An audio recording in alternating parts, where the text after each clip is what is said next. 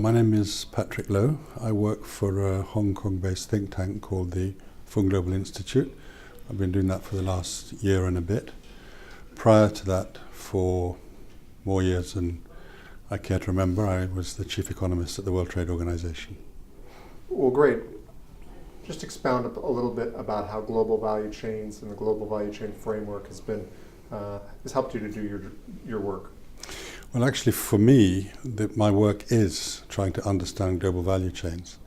And we're looking at global value chains primarily from the perspective of business, but also about how business and government and civil society coalesce or don't coalesce around different aspects of the operation of value chains. And we're essentially seeking alignment. When did that, so you say your job is understanding global value chains, when did that become a significant portion of your job, maybe framed in these terms? Well, in my current job at the Fung Global Institute, since the very beginning, because I've only been doing that job for about a year, but previously at the World Trade Organization, I think the way in which GVCs entered the discussion was when our current boss, Pascal Lamy, started to make a lot of publicity about why it is we've been measuring trade in the wrong way for so long, and that we really needed to think of trade in terms of value added.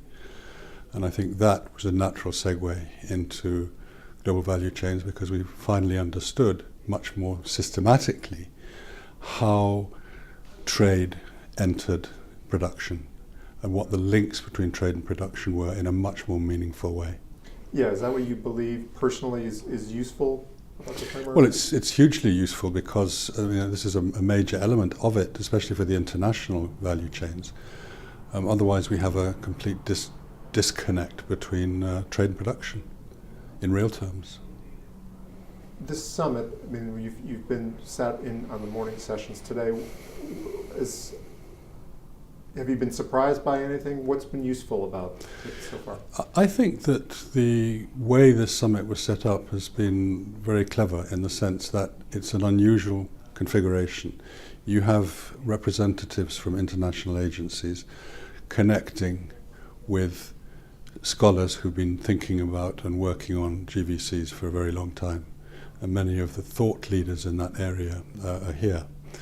So you learn quite a few different things from this. In a sense, the international agencies don't normally talk to themselves, amongst themselves, the way that they need to in this setting. And it's very interesting watching the interaction among them and between them and the scholars.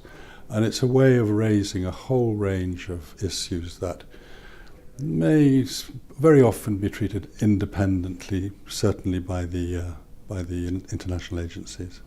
Yeah, has anything surprised you? Has anything been framed in maybe a way that you hadn't considered before? I don't think so. I don't think it's so much that there's any kind of eureka discovery about this, but putting it all together is solidifying. It really helps you to understand what the connections are and why we can't take this and do it piecemeal, which we've had a tendency to do to a much too much in the past. As you look forward to the next 3, 5, 10 years, what are the challenges that are most important for your organization as they relate to the global economy, and what's the role of the GVC framework in maybe helping to understand those issues? Well, I think as we're going to be working in my institute very much directly with global value chains and trying to understand them, trying to understand the factors behind their configuration, their location, their operation, we look at drivers of change. The world is changing very quickly. The world of GVCs is changing very quickly.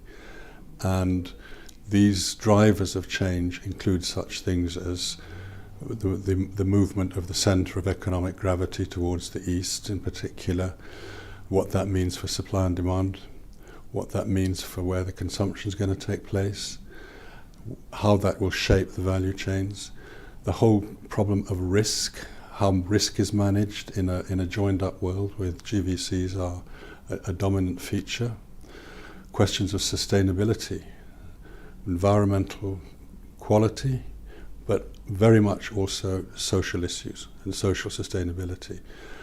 Who gets the action? Is there social justice?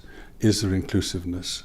And where there isn't, what can you do about fixing that?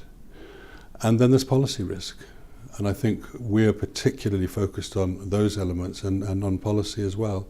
How do you make sure that policy does what it's supposed to do?